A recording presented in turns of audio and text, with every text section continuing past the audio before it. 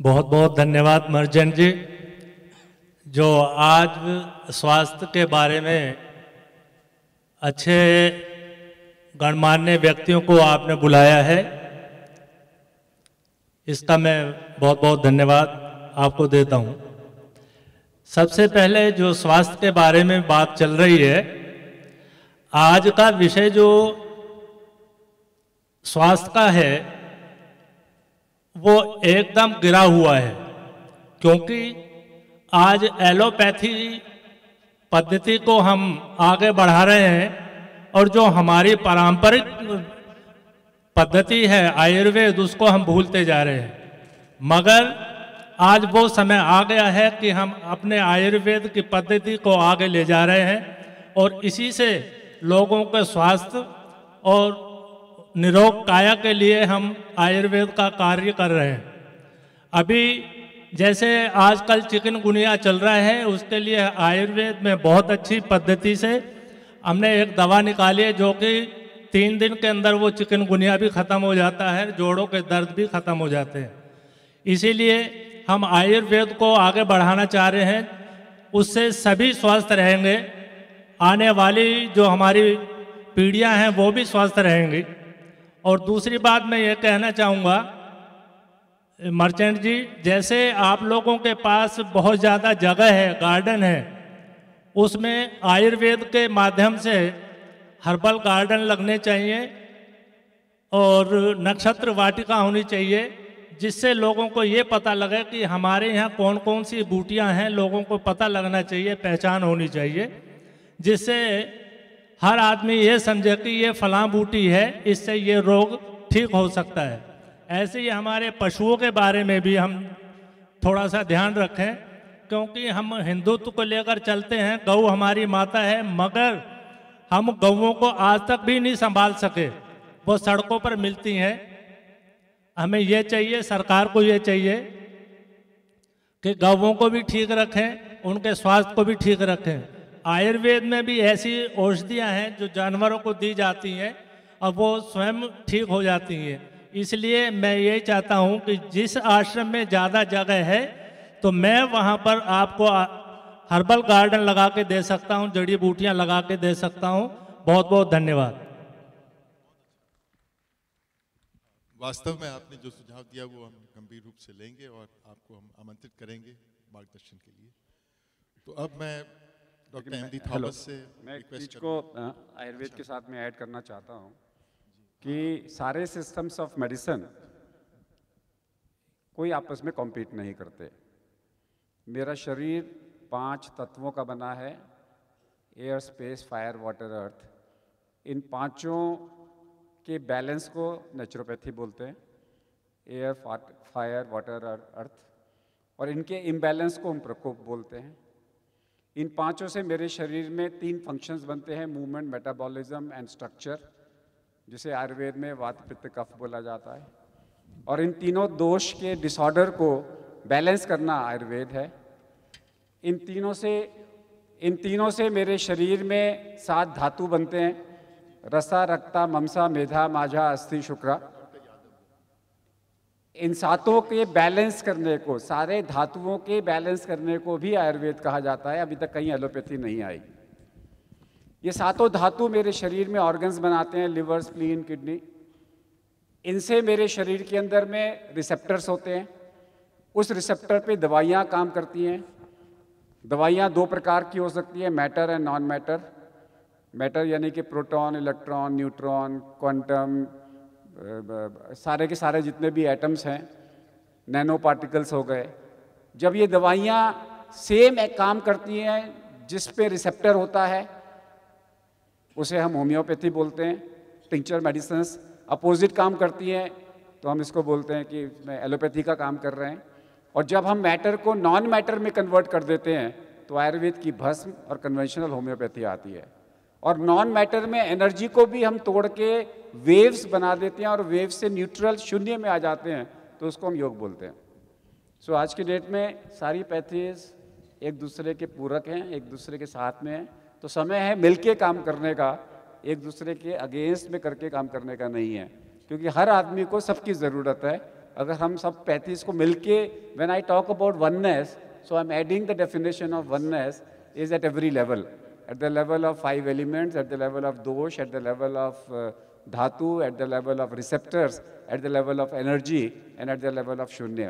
सब जगह से oneness के अंदर में इसको अगर हम ऐड करेंगे तो आदमी का भला होगा, संसार का भला होगा. Yeah, that's very true, because in some of the hospitals, they always have the alternative systems also. I forgot to introduce, we have at the extreme end, Dr. Yadav, who is a naturopath, again a long-time supporter of the Perfect Health Mela, and I've had many occasions to listen to Dr. Yadav about the values of naturopathy. So we will hear him also. We have Pandit Rajiv Narayan Sharma ji. He is sitting next to Dr. Nagar. I also welcome him, and he's also associated with the Lakshmi Narayan Temple. Aapka hardik swagat hai. We have Pandit Yitesh ji. He is a researcher, a scholar of Hindu Shastras, and he's also come along with Dr. Ravindra Nagar ji. So now I'll request Dr. M.D. Thomas to share the Christian perspective on One Health, please.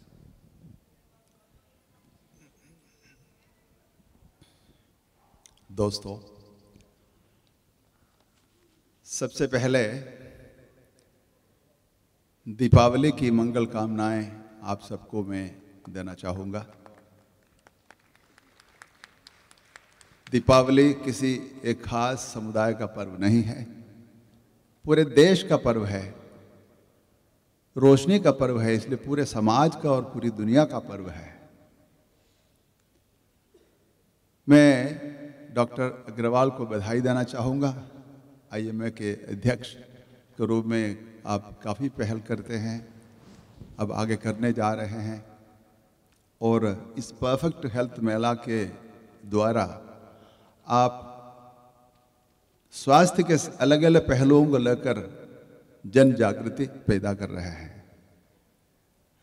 जैसे आप इस समय बता रहे थे, इस अवसर पर अलग अलग धर्म के नजरियों को एक साथ लाया है।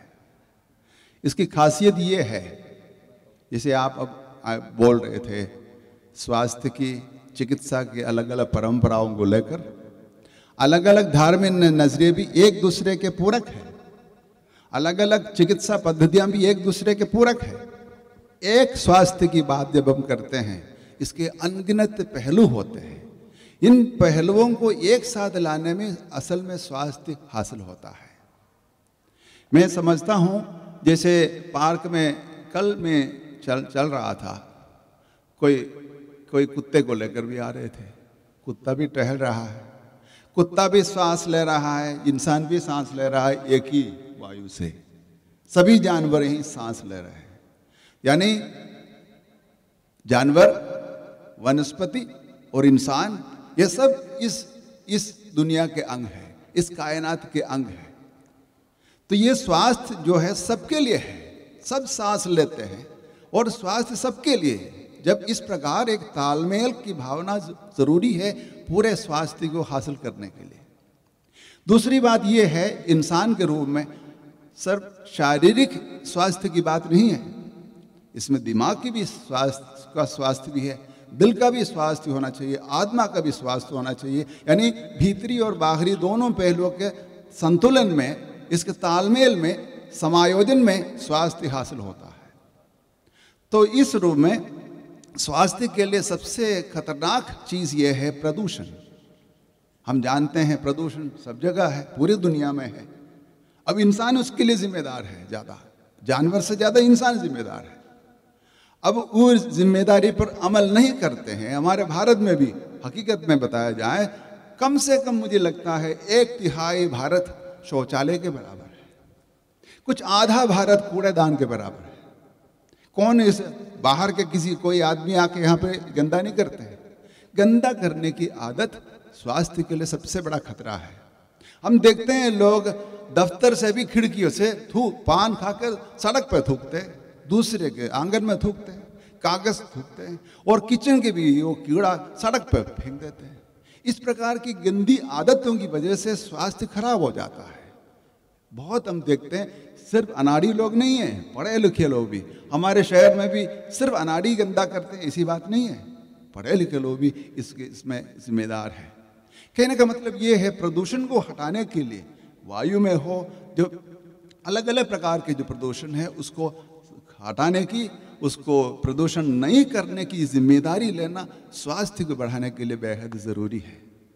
इसमें हमें कबूल करना पड़ता है, हम भारतवासी पिछड़े हैं, पढ़ाई लिखाई से भी बात बराबर बनती नहीं है।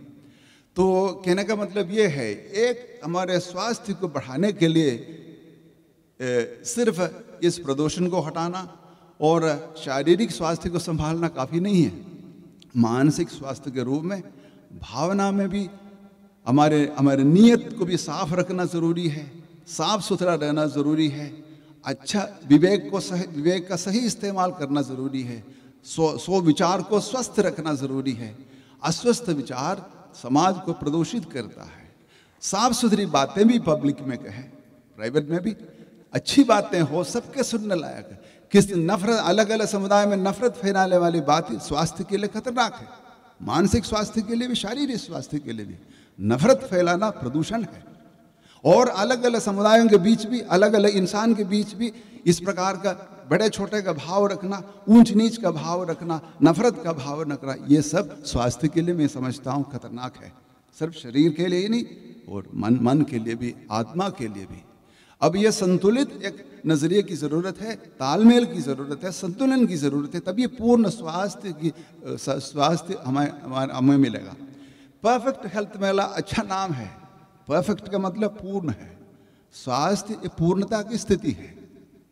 जब अधूरा है, स्वास्थ्य हमारा अधूरा है, हम हो सकता है 40% हो तो हम पास हो जाते हैं, लेकिन 40 से ज़्यादा हो तो स्वास्थ्य बेहतर है, 40 से कम हो तो स्वास्थ्य खराब है। पूर्ण स्वास्थ्य की ओर चलने के लिए ज़रूरी है हम सामाजिक तौर पर भी, व्यक्तिगत रूप से भी, सामाजिक तौर पर भी, परिवार के रूप में भी, समुदाय के रूप में भी, देश के रूप में भी, समाज के रूप में भी, और पूरे कायनात के रूप में हम एक संतुलित सोच, एक समग्र सोच को अपनाएं, तभी हम स्वास्थ्य हमें हासिल होगा। पूर्णता असल में ईश्वर का नाम है। अलग अलग धार्मिक परंपराओं में ये ईश्वर का अलग अलग नाम है, वो कुछ भी हो उसको छोड़ दीजिएगा। ईश्वर का एक दूसरा शब्द, ईश्वर के लिए दूसरा शब्द है, तो सबके लिए मान्य हो, वो पूर्णता है। ईश्वर पूरा 100% है। पूरा 100% होना स्वास्थ्य है। स्वस्थ होने का मतलब पूरा 100%। हम उस ओर जा रहे हैं। ये देश, समाज और कायनात सीमित है, इसलिए हम कभी आगे पीछे हैं, कभी 20%, 40%, 50, 60 आदि है।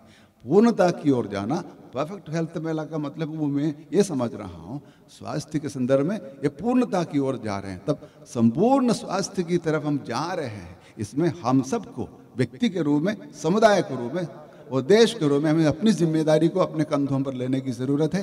तब जाकर प्रदूषण को हम हटाएं, प्रदूषण नहीं करें, ये जिम्मेदारी हम ले लें। इस दीपावली पर हम यही व्रत करें कि हम प्रदूषण नहीं करेंगे, अपने हाथ से किसी भी प्रकार का प्रदूषण न करेंगे, तब हम स्वास्थ्य को बढ़ाने के लिए हम योगदान दे रहे हैं। इस देश को साफ सुथरा बनाने के लिए, स्वस्थ बनाने के लिए, और इस प्रदूषण कम करने के लिए, और स्वास्थ्य की ओर, पूर्णता की ओर जाने के लिए, संपूर्णता की ओर जाने के लिए, समष्टि की ओर जाने के लिए ये कार्यक्रम, ये आयोजन, ये चर्चा काम आया। ये मंगल कामनाओं के साथ धन्यवाद।